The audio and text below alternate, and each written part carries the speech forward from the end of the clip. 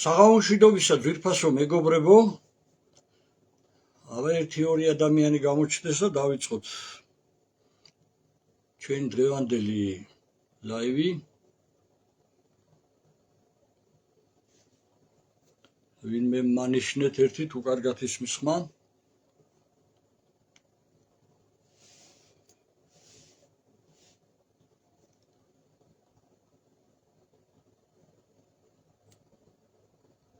ჩვენ ვართ პირდაპირ ეთერში.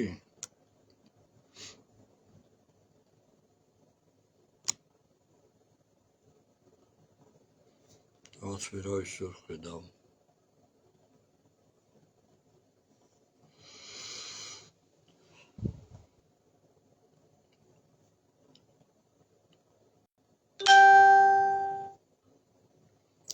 ვინმე ერთი კომენტარი დამიწერეთ თუ ვართ ეთერში.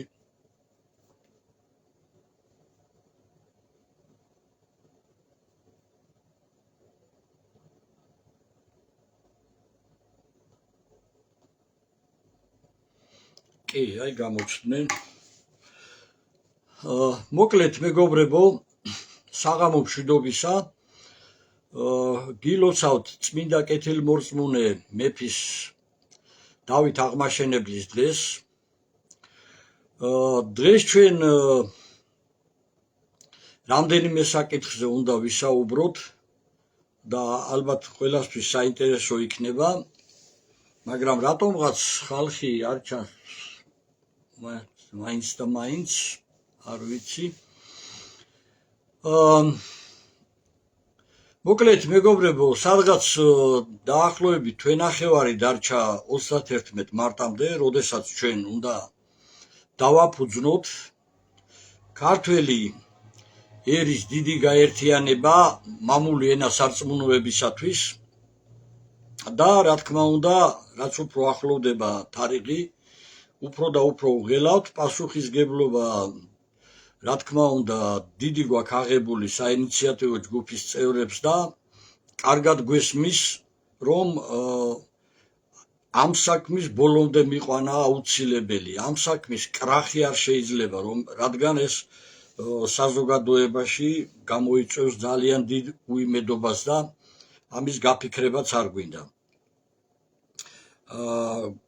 ძალიან ბევრი ეხმაურება, სიმართლე გითხრათ, აი ამ ინიციატივას და სულ რაღაც რამდენიმე წუთის წინ ასევე დამიკავშირდა ჩვენი უზენაეს საბჭოს ერთ-ერთი ღირსეული დეპუტატი, საქართველოს დამოუკიდებლობის აქტზე ხელმომწერი და ისინი ქმნიან ასევე საინიციატივო ჯგუფს სამართლიანობის აღდგენისათვის. და ძალიან არიან გაბრაზებულები იმ ინიციატივაზე, რომელიც გააჟღერა ქართულმა ოცნებამ, რომ ისინი აპირებენ 2003 წლიდან 2012 წლამდე გამოძიებას და მხოლოდ აი აქედან 2003 წლიდან სურთ, რომ გამოიძიებენ თურმე აღდგება საქართველოში სამართლიანობა. და ძალიან არიან გაბრაზებულები დიახაც საქართველოს დამოუკიდებლობის აქტზე ხელმომწერნი იმის გამო, რომ საქართველოში სამართლიანობის აღდგენა უნდა მოხდეს მხოლოდ და მხოლოდ 1992 წლიდან, როდესაც იარაღის ძალით დამხობილი იქნა კონსტიტუციური სახელმწიფო და მთლიანად შეუცვალეს ქვეყანას განვითარების ვექტორი და სადამდეც მოგვიყვანა ამ 30 წლიანმა, 33 წლიანმა მმართველობამ, კი ხედავთ ყველანი განახევრებული, გამესამედებული ქვეყანა, მესამედი ვართ უკვე დაახლოებით ალბათ და ამდენი ხალხი გაქცეული, ამდენი სისხლი, ამდენი უბედურება და რა ვიცი, რა მიწასთან გასწორებული ეკონომიკა, აბსოლუტურად თავდაყირა ყველა ინსტიტუტები და ასე შემდეგ. მოკლედ მეგობრებო, ეხლა ყველანაირად შეეცდება ხელისუფლება შექმნას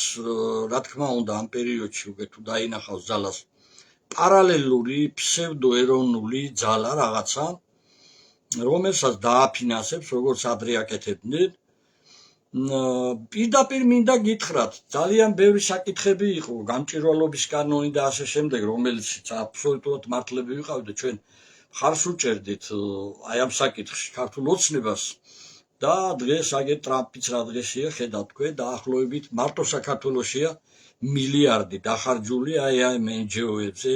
არასამთავრობოებზე და თავად ამბობს იგი რომ არა მიზნობრივად იხარჯებოდაო ჩვენი ხალხის გადასახადებიდან აკრეფილი ფულიო ხო მაგრამ ამ ეხლა მე მინდა უფრო ქართული ოცნება შევეხო ნუ რავინ იფიქრებს რომ იმის გამო რომ აი მშვიდობა მოგიტანეთ და შევინარჩუნეთ და ესე და ისე რომ თითქოს ეროვნულები გახდნენ და სუვერენიტეტს იცავენ ეს არის აბსოლუტურად ტყუილი და ბლეფი და მე შევეცდები ახლა ახსნა ეს ყველაფერი როდესაც ბიძინა ივანიშვილი მოვიდა ხელისუფლებაში მან მაშინ თქვა შუა უნდა გაიკრიფოს რას ნიშნავდა ეს აბსოლუტურად მოსპო ყველა ნუ არ იყო არც ერთი ძალიან დიდი ძლიერი ძალები ეროვნული ძალებს თუ ვიგულისხმეთ მაგრამ აბსოლუტურად აი ამ 13 წლის მანძილზე თუ რამე ნარჩენი არსებობდა რაღაცა გაერთიანება რაღაცა ძალა ეროვნული თლიანად მოსპო განახელი შეუწყო რომ რაღაცა პატრიოტული ძალებისთვის ხელი შეეწყო ეს სამშობლოსთვის კარგი იქნებოდა მთლიანად მოსპო და ამის დასტურია ის თუნდაც აი ამათი ჩატარებული ბოლო არჩევნები სადაც მხოლოდ და მხოლოდ ბარიერი გადალახა ქართულმა ოცნებამ და ნაციონალური მოძრაობამ და მისმა განაყოფებმა იქ არსად ეროვნული აღარ არსებობს აქ არსად არ არის აქ ეროვნული აი ეს მოიტანა 13 წლის მანძილზე და სამართლიანობის დაწყებასაც სწორედ აქედან ცდილობს 2003 წლიდან კი მაგრამ კონსტიტუციონალისტი რო გიზით ვითომ ეს პრემიერი თუ რეჟიმი უნდა გაასამართლო ეს ნაცფაშისტური რეჟიმი და იძახი რომ ფაშისტები იყვნენ უნდა გაასამართლო ხო რატომ რჩები იმ სააკაშვილის სამართალმემკვიდრეობაში იმას რაღაცა აგრძელებ 2003 წლიდან რომ შექმნა გადაარქვა ქვეყანას სახელი დაარქვა მოაცილა საქართველოს რესპუბლიკა რა ქვია გააუქმა ის დროშა სამფეროვანი გააუქმა ღერბი ყველაფერი ახალი შემოიტანა და აი მის სამართალმემკვიდრეობაში რჩებით და იძახი რომ ფაშისტები იყვნენ და იმ ფაშისტების სამართალმემკვიდრეობა გინდა გააგრძელო და მე აქ გვეუბნებით ჩვენ რომ ეროვნულები ხარ და თურმე ქვეყანას უნდა უშველოთ ეს მეგობრებო არის რა იცით გათვლილი იმ ხალხზე ვისაც ახლა ყველამ ხო არ იცის სამართალმემკვიდრეობის საკითხები და კონსტიტუციის საკითხები თლიანად აბსოლუტურად გასულები არიან ესენი კონსტიტუციური სამართლიანობიდან 31 მარტის რეფერენდუმი ჩაატარა საქართველოს რესპუბლიკამ და აი ამ საქართველოს რესპუბლიკის ხელისუფლებამ აღადგინა დამოუკიდებლობა სწორედ აი ამ მაშინდელი აი სწორედ ამ საქართველოს რესპუბლიკის სახელმწიფოს განცხადებებით გაეროში და ყველგან ყველა საბუთით იცნობს ყველა სახელმწიფო საქართველოს დამოუკიდებლობას აი იმ ფუნდამენტზე ცნობს და არა მიხეილ სააკაშვილის შექმნის სხვა სახელმწიფოს თქვენ წარმოიდგინეთ აი ამ სახელმწიფოს რომელიც ეხლა სამართალმემკვიდრეობას რომელსაც სამართალმემკვიდრეობას აგრძელებს რა ქვია ქართული ოცნება ნაციონალური მოძრაობიდან დაწყებული არაფერი არ ესაქმება საერთოდ სამართლებრივად 31 მარტთან და თქვენ წარმოიდგინეთ სამართლიანობის აღდგენას იწყებენ 2003 წლიდან და 92 წელს მხედრიონის არჩევნები ჩაატარეს 95 წელს უზენაესი საბჭო იყო ლეგიტიმური და ამ დროს ვიღაცა სულ სხვა თოფით მოსულმა სახელმწიფო საბჭომ დანიშნა იაქვე არჩევნები და სამართლიანობის აღდგენას იწყებენ 2003 წელს იმას უნდა გადაახდნენ ესე არასოდეს არ მოხდება მეგობრებო აი ამაზე იყვნენ ეხლა აღშფოთებულები რომ დამირეკეს საქართველოს დამოუკიდებლობის საკითხზე ხელმომწერები მე ჯერ გვარებს სახელებს არ ვასახელებ ისინი 31 მარტსაც იქ მოვლენ ძალიან ღირსეულად და სიტყვითაც გამოვლენ და რაც შეეხება მეგობრებო ეროვნულ ხალხს ალბათ კარგი ილუსტრაცია იქნება ეხლა ბევრი შეეცდება რომ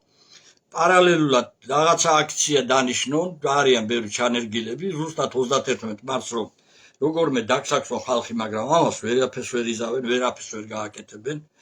მაგრამ უბრალოდ მოხდება მათი ილუსტრაცია თუ ვინმე ამას იკადრებს ჩვენი მთავარი იდეა არის იმაში რომ უნდა მოხდეს ერის გაერთიანება და ყველა ერთად უნდა დავდგეთ ჩვენი ძალა ამაშია ჩვენ 31 მარტის შემდეგ მეგობრებო ძალიან მკაცრი შეტევებს დავიწყებთ რა თქმა უნდა სრული კანონის ფარგლებში დემოგრაფიის პრობლემებზე ხელისუფლებასთან ძალიან მკაცრი შეფასებებს გავაკეთებთ მკაცრი შეტევები გვექნება ყველაფერზე ამას თავისი სპეციალისტები დაამუშავებენ ამ საკითხს რა და რა არის გასაკეთებელი სასწრაფოდ რომ ჩვენ დემოგრაფიულ მდგომარეობა გადავარჩინოთ მეორე როდესაც ესენი ლაპარაკობენ რომ ვითომ პატრიოტები არიან მე ქართულ ოცნებას გულისხმობ ახლა მე ნაციონალური მოძრაობა აღარ მაინტერესებს ახლა მე მგონია რომ დამთავრებულები არიან ახლა რაღაცა კომედიური მასში გადავიდნენ დღეს მგონი რა ქვია შუა ქალაქი რო არის ის სერიალი იმის ფანები უნდა გამოსულიყვნენ ეს ახლა ტრაგიკომედიაა უკვე ესეთი რაღაცა პროტესტები სულელური პროტესტები ამიტომ მთელი შეტევები ჩვენ უკვე გვექნება ამის შემდეგ ხელისუფლებასთან ძალიან მკაცრი პროტესტი გვექნება საბანკო სისტემაზე რომლებიც მთლიანად ძარცვავენ საქართველოს მოსახლეობას ძალიან მკაცრი შეტევები გვექნება სააფთიაქო მაფიასთან რომლებიც ასევე ძარცვავენ მეგობრებო ხალხს უმოწყალოდ ძალიან მკაცრი პროტესტი გვექნება ყველა პროდუქტების სავაჭრო ქსელებზე სადაც გაბერილია მთლიანად ფასები და აბსოლუტურად ყველაფერს აკეთებს ხელისუფლებას და ეს მონოპოლისტური რეჟიმი აი მონოპოლისტები არიან ყველგან რომ ეროვნული წარმოება არ განვითარდეს ამას წინათ გორელი კაცი საუბრობდა რომელმაც შექმნა 10 დასახელების ნატურალური წვენი ხილის ნატურალური წვენი აბსოლუტურად შაქარსაც არ ახმარობდიო არაფერს რომ პირდაპირ ნატურალური წვენი რომელიც უნდა შემეტანა ლიტრი 3.50 თეთრში თითოეული დასახელების წვენში მოსთხოვეს აი ამ ეგრეთ წოდებული სავაჭრო ქსელები რო ეს ფრესკო, სტარი, ორინაბიჯი და ასე შემდეგ რეგისტრაცია რომ გაევლო ამას ეს ოღონდ ლევი არის არავითარი ის არ არის ეს კანონიერი თითო დასახელების წვენში მოთხოვეს 10,000 ლარი ანუ 150,000 მოსთხოვეს დახლებზე რომ უკვე შესულიყო ქსელში მისი წვენები ამას გარდა იმ 3.50-ში მოსთხოვეს 20% кэшბექში кэшბექი ეს არის დაახლოებით 70 თეთრი ანუ მეწარმეს უკვე რჩებოდა 2.80 ხო და თვითონო უნდა დაედოო ამ 3.50-ის მაგირად 7 ლარი 100% უნდა მოიგონო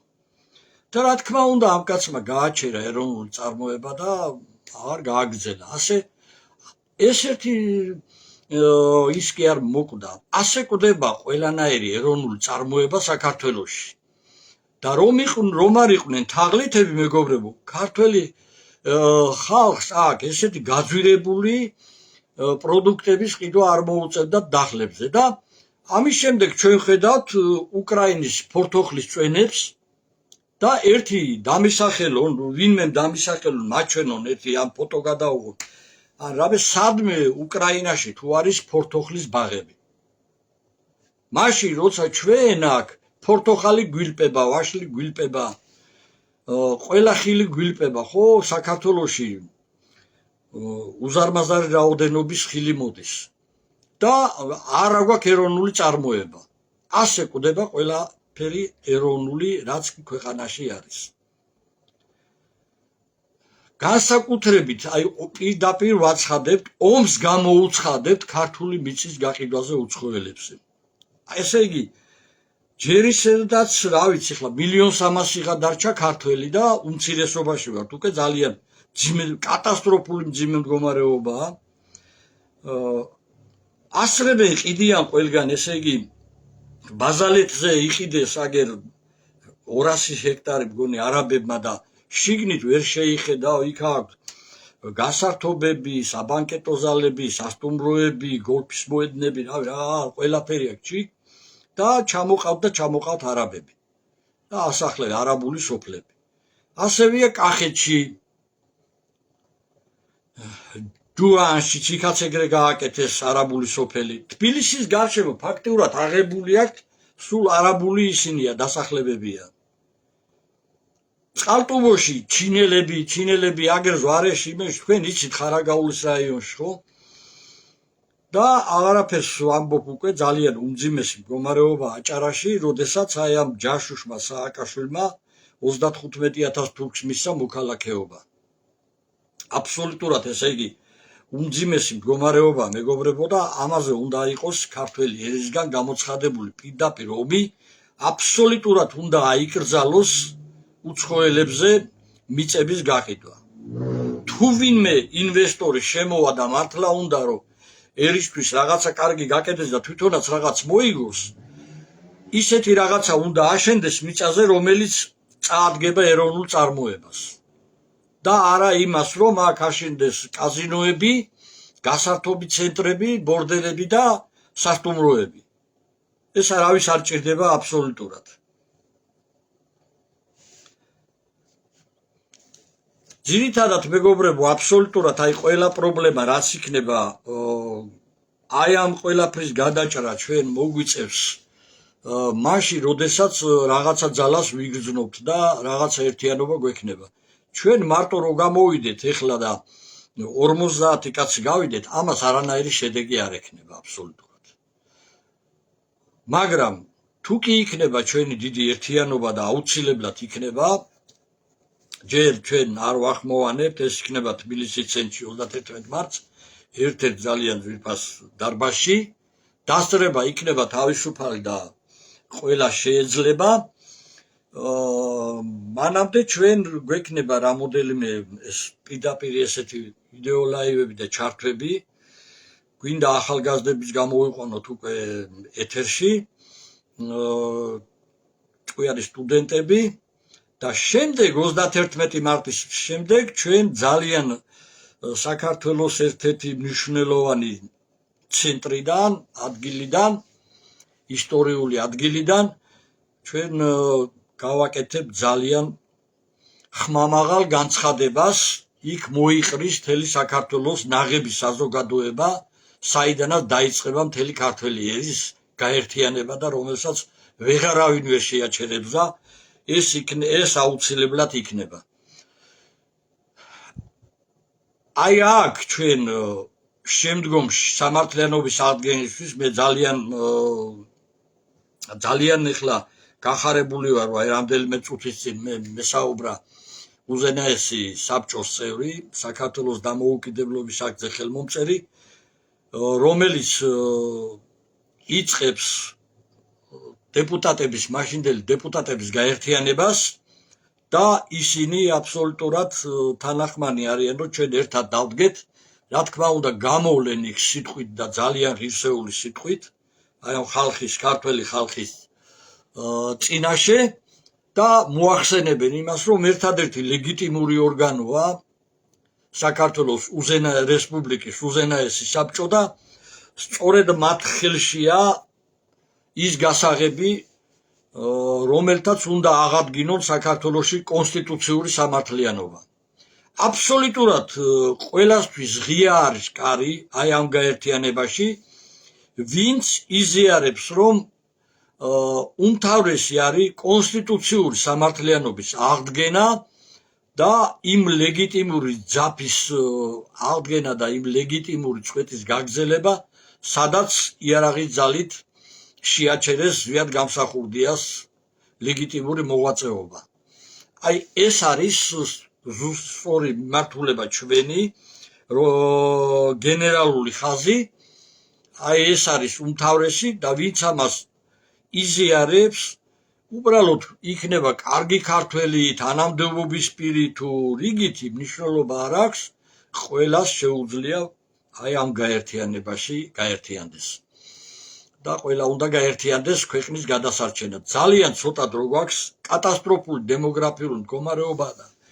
ჩვენ ამაზე პირდაპირ ომი გვექნება ხელისუფლებასთან, არსებულ დე-ფაქტო ხელისუფლებასთან, ჩვენ მას არ ვაღიარებთ როგორც ლეგიტიმურ ხელისუფლებას და ბრძოლა გვექნება ყველაფერზე, რომ აბსოლუტურად შობადობაზე და მრავალშვილიანები იქნება თუ აბსოლუტურად ყოველი შვილზე იყოს სერიოზული პრემიები. რომ ეს მდგომარეობა როგორმე უნდა გამოსწორდეს. მერე კიდევ ერთი დამავიწყდა და უნდა თქვა, საქართველოში ძნელად, მაგრამ ემიგრაციიდან ბრუნდება ქართველები და რომლებიც შემოდიან 500 ლარი უნდა შეიტანონ, რომ საქართველოს მოქალაქეობის აღდგენის მოითხოვონ მოქალაქეობა და შემდეგ რამდენიმე თვეში ფაქტიურად 98% მოზიდ უარი. აი აქ დაბადებულებს, გაზრდილებს, როდესაც აერია 92 წლის შემდეგ აქ ყველაფერი და ხალხი გაიქცა, რომ ოჯახები გადაერჩინა სხვადასხვა ქვეყნებში და აი ამ ძიმე მდგომარეობაში, ამ ძიმე პერიოდებში ისინი ფულს აგზავნიდნენ და ინახავდნენ ოჯახებს აქ.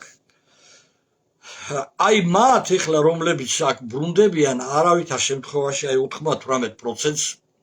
არ აძლევენ მოქალაქეობას. ეს არის პირდაპირ მტრობა ქართველი ერის წინაშე, ქვეყნის წინაშე, სამშობლოს წინაშე. არ ვიცი ამაზე დიდი მტრობა რა უნდა იყოს, როდესაც კატასტროფული დემოგრაფიული მდგომარეობა გაქვს და შენ ბინადრობას აძლევ არაბებს, ინდოელებს, ჩინელებს, რავი თურქებს მოქალაქეობას აძლევ და ქართველ ხალხს არ აძლევ მოქალაქეობას. ერთ-ერთი ეხლახანს გარდამეცვალა ბავშვობის მეგობარი, რომელსაც არ მისცეს და მეორეს ისტორიული აქვს დამთავრებული და კაცი გაგიჟებულია კაცო ისტორიაში როგორ უნდა ჩამჭრან ამა თუ და არ რაში სჭირდება ამხელა გამოცდები და რა ისტორიული მეებს აბარებინებთ. ქართველი კაცი დაბრუნდა თავის სამშობლოში. რატო არ აძლევთ მოქალაქეობას თქვენ თაღლითებთ თქვენ? თაღლითები ხარ და მე ლაპარაკობთ რომ ვითომ აი დიდი საქმეს აკეთებთ, ეროვნული ხელისუფლება ხართ, კონსერვატორი, ის კონსერვატორები ხართ, საერთოდ თავზე გაქვს დამხობილი მთელი ქვეყანა, კონსტიტუცია თავზე გაქვს დამხობილი, ყველა ინსტიტუტი თავზე ძალიან კარგად ერგებით, ყველა მონოპოლისტური მას ყველგან წილში ზიხართ, ბანკებთან წილში ზიხართ, სააფთიაქო მაფიასთან წილში ზიხართ, სავაჭრო ქსელებში ყველგან თქვენი მონოპოლისტები ხართ, ყველგან ბიზნესში ზიხართ, სამშენებლო ბიზნესში წილში ზიხართ, ყველგან წილში ზიხართ, მიწებს არიგებთ თითოლარად, ვინ მოგცათ ამის უფლება რომ ქართულ მიწებს ყიდით და არიგებთ ტბებს, მდინარეებს და იმებს ტყეებს. აბსოლუტურად ყველაფერს დაერქმევა თავის სახელი. არასოდეს არც ერთ ხელისუფლებას არ შერჩენია რომ მუდმივად იყოს ხელისუფლებაში. დამთავრდება ყველაფერი ოდესღაც, ერთხელ შალვა ნუცუბიძის კითხეს საბჭოთა კავშირში, როდის უნდა დაინგრესო და ცირკში ხომ გინახია ჯამბაზიო რომ თავდაყირა რომ დგასო, განა შეიძლებაო ესე მუდმივად თავდაყირა იდგესო, ბუნებრივ მდგომარეობას ხომ დაუბრუნდებაო. დაუბრუნდება ბუნებრივ მდგომარეობას სულ მალე იცოდეთ და ძალიან ძიმე დღეში ჩავარდები და ძალიან მკაცრად გასამართლება ყველა ვინც სამშობლოს წინაშე ჩადის აი ესეთ ღალატს. მოკლედ მეგობრებო, ეხლა მე ერთი თხოვნა მაქვს ყველასთან, ჩვენ ეხლა ჭირდება ძალიან ერთი დღით რომ დაგვეხმაროს თუ ვინმეს გყავთ ახლობლებში პროგრამისტი, რომ გავაკეთოთ ეს გვერდი ქართველი ერის დიდი გაერთიანების, აი მამული ენა სარწმუნოების გვერდი და ლოგო. ხო და აქ გვინდა რამოდენიმე საათით რომ ვინმეს თუ გყავთ მეგობარი ან ნაცნობი, ან თუნდაც ახლა ბოლოს და ბოლოს თუ არ იქნება, მერე თუ ვინმე კარგი გვირჩიეთ და თანხასაც გადაუხდით, სხვა გზა თუ არ იქნება. გვინდა რომ ეს ყველა საქმე, ეს არ არის ჩვენი ხო არ არის, ეს არის საერთო სახალხო საქმე და ყველამ უნდა მივიღოთ მონაწილეობა და თუ ვინმეს გყავთ ესეთი კარგი პროგრამისტი, ძალიან გჭირდება და პირადში მოგწერეთ. მოკლედ მე კიდევ ერთხელ გეტყვით მეგობრებო, იმედიანად იყავით ჩვენ აი ამ ჯანსაღ უზენაეს საბჭოს დეპუტატებთან ვიქნებით ძალიან ჭიდრო კოორდინაციაში, ჩვენ მეგობრები ვართ და იდეა და ეს ყველაფერი ერთი გვაქვს, ამიტომ ჩვენ მხარდამხარ ვიბრძოლებთ ერთად და დანარჩენ ქართველ ხალხს ყველას მოუწოდებთ რომ შემოგვიერთდნენ, გაერთიანდნენ. 31 მარტს, როდესაც ჩვენ 31 მარტამდე ჩვენ ალბათ გვექნება პირდაპირი ჩართვა რომ მოუწოდოთ მთელ ხალხს, რომ დაესწრონ 31 მარტს პირდაპირ ეთერით მოუწოდებთ ამას და 31 მარტს უკვე ამ შეკრებაზე დასწრება იქნება თავისუფალი. ჩვენი წევრებს ჩვენ პირადად დაურეკავთ, ვინც უკვე დავაფიქსირეთ, ვინც პირადში მოგწერა, დანარჩენებს ვეთქვით რომ დასწრება თავისუფალია და რამდენი ადგილიც იქნება, დარბაზი დიდი იქნება, ალბათ ყველა შეძლებს რომ დაესწროს. მოკლედ სულ ეს მინდოდა მეგობრებო მეთქვა და რა ვიცი, აბა იმედია ეხლა ესენი რა ვიცი, ალბათ 120 დღე იქნება უწყვეტი პროტესტისა 31 მარტს,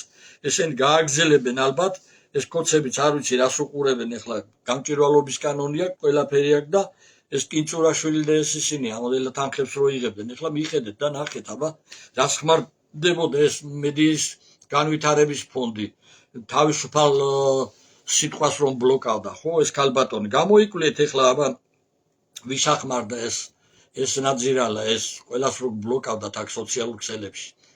ხო და არ არიან არაფრის გამკეთებლები ესენი, ამას მხოლოდ და მხოლოდ კეთილინება უნდა მეგობრებო და ამას გააკეთებს მხოლოდ და მხოლოდ ქართველი ხალხი, გაერთიანებული ქართული ძალა,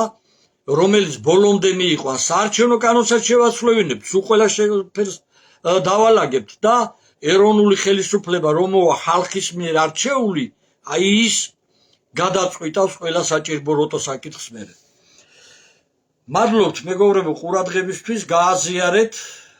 რომ რაც შეიძლება მეტი იყოს, მეც მივაწოდოთ ეს ინფორმაცია და ყურადღების ცენტრში ვიყოთ, მინდა ეს ყველაფერი რაც ვილაპარაკებ მცირე, მაგრამ აუცილებელი ის რაც მინდოდა მეთქვა, საქმის კურსში იყოთ მინდა და თანდათან ჩვენ რაც გვექნება ახალი ამბები მოსაწოდებელი ყოველთვის გეტყვით. ასევე კიდევ ერთი რაღაცა მინდა ბოლოს დავამატო, სულ მთხოვენ ხომ ექიმები ეს გავაჟღერო აცრებთან დაკავშირებით, აბსოლუტურად ყველანაირი აცრები ეხლა არის ძალიან საშიში,